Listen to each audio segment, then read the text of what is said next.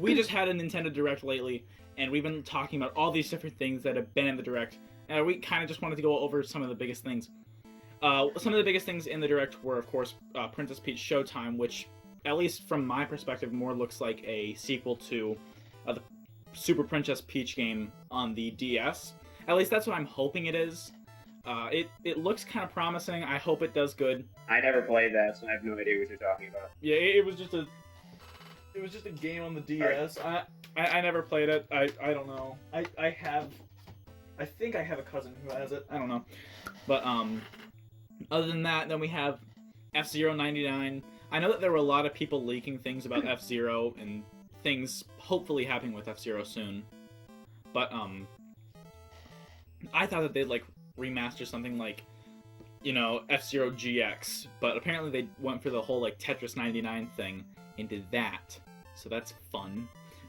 Then after that, they talked a bit more about Mario RPG coming to the Switch. Did you try it, Josiah? What? Would I try Mario RPG? Did you try F-Zero 99? I have not tried it yet. I'm actually gonna wait for F-Zero 99. Yeah, I'm not. I've not tried it yet, so I'm gonna wait for live stream to do it with, because that's really what I want to do. I'd love to live stream that at some point, and we could even have you guys on. That'd be great. Yeah. Okay.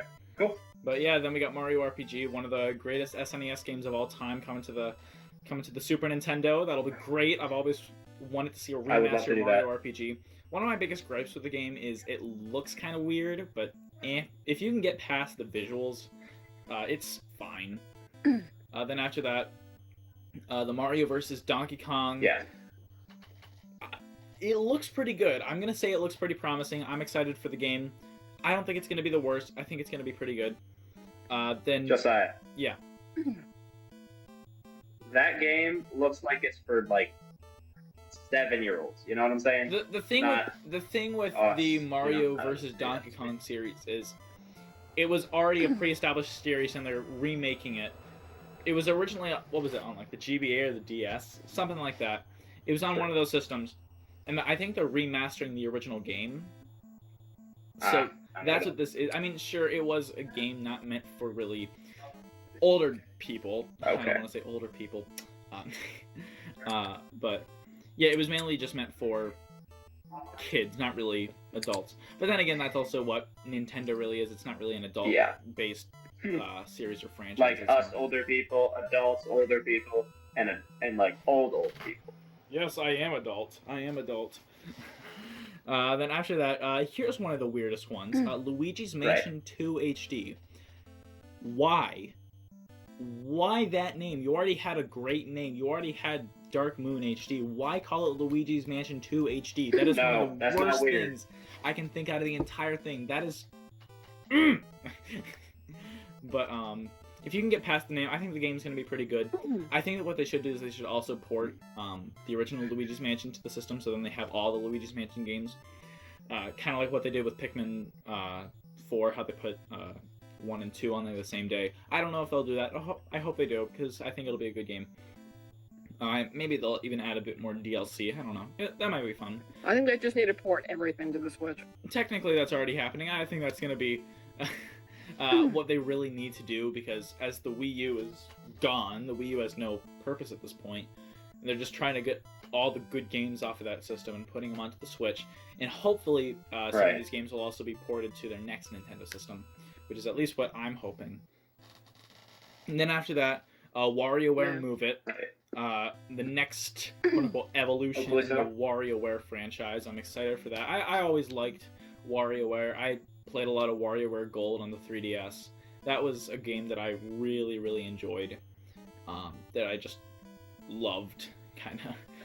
Then after that, Tomb Raider Remastered. If you don't know, Tomb Raider games 1, 2, and 3 from the PlayStation are now coming to the Nintendo Switch, both with the original graphics and upgraded graphics entirely, so they look brand new, they look better than ever. It looks really good. If you didn't see the Nintendo Direct, I definitely recommend that. You guys can find it on their YouTube page and possibly in the description below if I remember it. Probably won't. No promises. After that, some new games that are coming out and some new games that have come out. Let's talk about Mortal Kombat 1. If you don't already know, Mortal Kombat is a fighting series that started more on the Sega Genesis and also in the arcades. But Mortal Kombat 1 released on September 19th for the Nintendo Switch, Xbox Series X, PlayStation 5, and PC. And you got Starfield, which came out on September 6th for the Xbox Series X and S, which is Bethesda's biggest game so far. Bethesda, I'm pretty sure, did, what was it, Halo? I'm excited to play it. I have not played it because I don't have an Xbox Series X, because I'm a poor child. Do you not get this? But this game is PC really... though, don't you? What? You have a PC though, don't you? Yeah, but it's not powerful enough. I mean, It's on PC. I technically could run it, but it's a big game. But with that, this is Bethesda's biggest game of the year, with some of the best ratings across games across the entire year. This is really, hopefully, going to be one of the best games of this year. But there's another game that we need to talk about, Super Mario Bros. Wonder, releasing on October 20th for the Nintendo Switch. It's a new Mario game that isn't a new Mario game. Not new as in, like, the new Super Mario Bros. Franchise. It reminds me of the new Super Mario Bros. Franchise, but it's also too far away from it. I really feel like this is the step in the right direction that Nintendo really needed to do, because as the games were going on, it was getting just more repeatable, and it really wasn't the greatest. It just kept repeating itself. Some of the biggest things in the gaming news, right now at least, are definitely things like the Five Nights at Freddy's movie, which has been one of the most anticipated movies ever. This series is such a big franchise overall, and I think it's going to be pretty good. It looks pretty cool. It comes out in theaters October 27th, in theaters and on NBC's streaming service Peacock. But I don't think the FNAF film is going to be something that you guys are going to want to miss. It stars Josh Hutcherson and Elizabeth Lail. But I feel like this is going to please so many fans of the FNAF franchise. I know so many people who are excited for this movie, because it was supposed to be done a few years ago, but they canceled it and kept canceling it. But this feels like a film that was never going to happen. But I'm so happy that it's finally happening now, and I hope that it turns out to be something good. Another thing on the gaming news would have to be the Atari 2600 Plus, which releases on November 17th. If I could really put this into a sentence, I'd probably say it's a blast of the past yet a look to the future, with Atari's 2600 Plus, which plays the original 2600 games. Oh yeah, I heard about those. Yeah, it plays 2600 games and 7800 games. All in one. It plays them in HDMI. HDMI. Yep, plays in HDMI, then it plays in crystal clear. I think up to 4K it does. But then again, I don't think Atari games were really meant to be seen in 4K, which could cause some problems. Yeah. But past that released on November 17th. After that, we have Minecraft Live happening on October 15th. Coming back from a year's past, Minecraft Live is finally returning with 3 unknown mobs that you can vote for. I know that me, Jonathan, and Landon all did that last year. That was fun. I really enjoyed that. So after that, the biggest thing that we need to talk about is the Xbox Series X's digital edition leaked. So we'll put it on the screen right now, but there's an all-new digital Xbox Series X that was just leaked. The rounded design, 2 terabytes of storage, displaying in 4K at the same great price of about $500, which is honestly not that bad for a system that's such a big, thing. But past that, I think it's time to debate. Let's do it.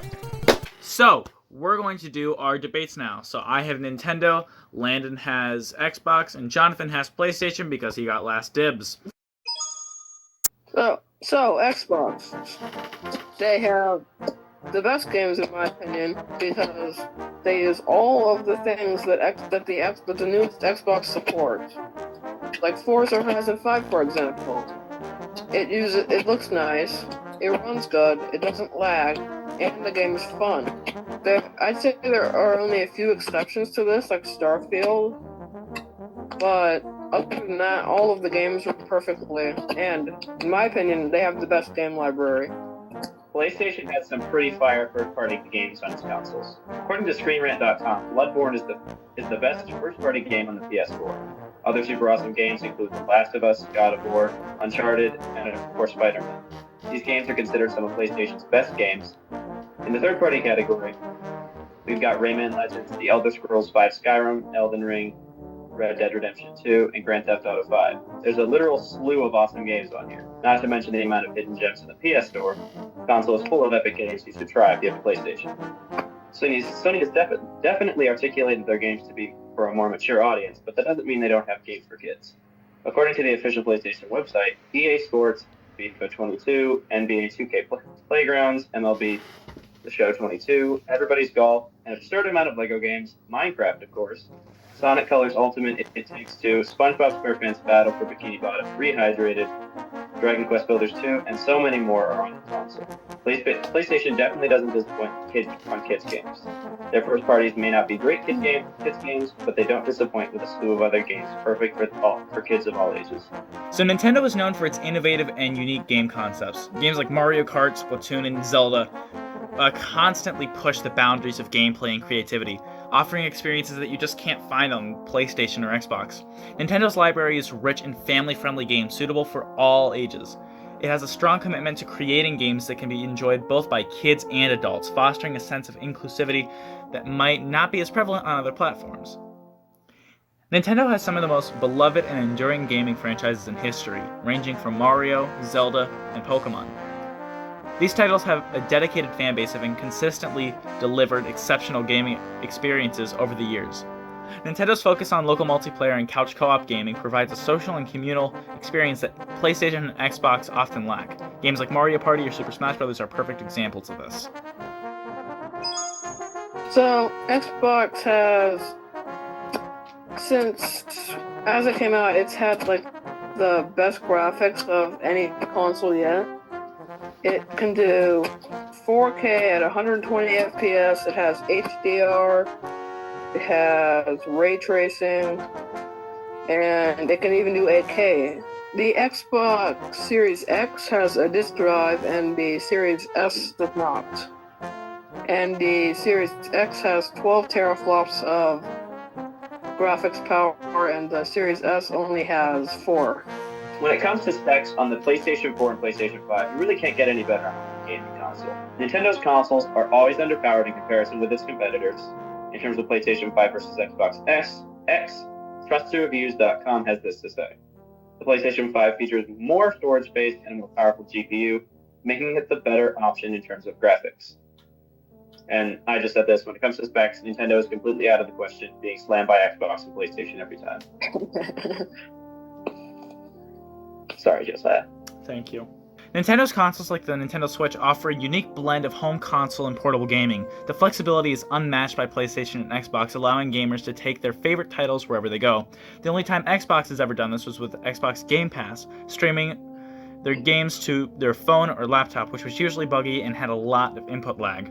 Nintendo has had a history of introducing innovative control schemes, from motion controls to the Wii to the Joy-Cons design on the Nintendo Switch.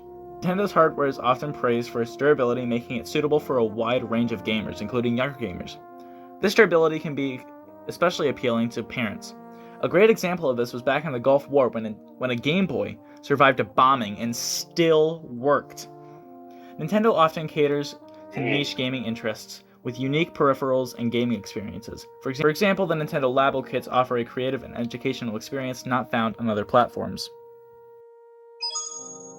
According to PushSquareNews.com, Best SEO companies held a survey of 1,008 people going over all types of brands and products in order to determine which ones have the most faithful fan bases. When it comes to gaming platforms, PlayStation is way out in the lead, with 40.7% of participants claiming loyalty to Sony's line of consoles. Xbox is second with 31%, and Nintendo, perhaps surprisingly, is a close third with 30.4%. PlayStation has a solid lead and will likely have that lead for a long time if Nintendo and Xbox don't step it up. According to Statista.com, the PS2 has become the best-selling video game console of all time. As of May 2023, it had sold over 158 million units worldwide. The latest PlayStation 5 console has sold 37.89 million units as of the most recently measured period. This shows that PlayStation's just way ahead with everything.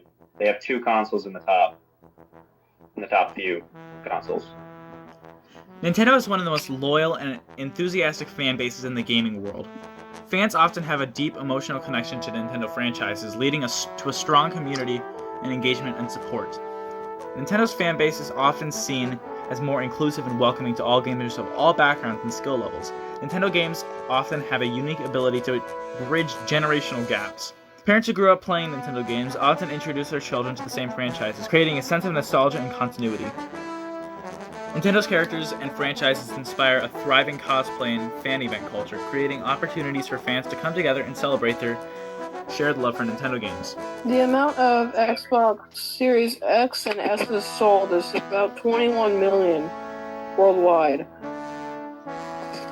And Xbox is more of a company that, if you're on a budget or you have a ton of money to spend on consoles, you can get like a console from them. Like, it doesn't matter. You don't have to have a ton of money. You can get them no matter what. You can get them on the go with xCloud. You can get the Game Pass to play thousands of games, like for like $17 a month. Xbox is more of a company that they listen to and they put out, I don't know, I guess, like, if you want it, they make it, I guess. I don't know where I'm going with this. Well, I can definitely see where you're coming from with it, because companies like Nintendo and Sony are very secretive about their stuff, but Xbox is always like shoving that stuff out at you guys, like, hey, we're doing this, hey, we're doing that, hey, this is what we're doing, and yeah. They're really open to just the community just telling you, hey, this is good, hey, this isn't that good. But yeah. But yes. And they're more on they have, just like Sony, they have like online chatting and stuff for like games like Halo, so you can connect with your friends and play games online. Yeah. Unlike Nintendo, where you have to use their app and that's true. Online for some apps. That's one of the things that I don't like about Nintendo. The Nintendo Switch Online app could definitely be better. Like, they could at least put up like an official Discord server or something. Something better than that. But I mean, I see where they're coming from. Like, they want to make money off of their products. But yeah, it's just the Nintendo Switch Online app really doesn't offer as much of a good experience as something like Discord. It's probably because it's more aimed for kids. Well, yeah. Well, this debate was very interesting overall. We really don't have a definitive winner, so whoever you guys think won, please put that down in the comments if you're on YouTube, or go to our Discord server if you are on Spotify or iHeartRadio, Amazon, Google, wherever you guys are listening. Either way, thank you guys for listening. Thank you guys for watching. I'm Josiah. And I'm Jonathan. I'm Landon. And this is Gaming Corner.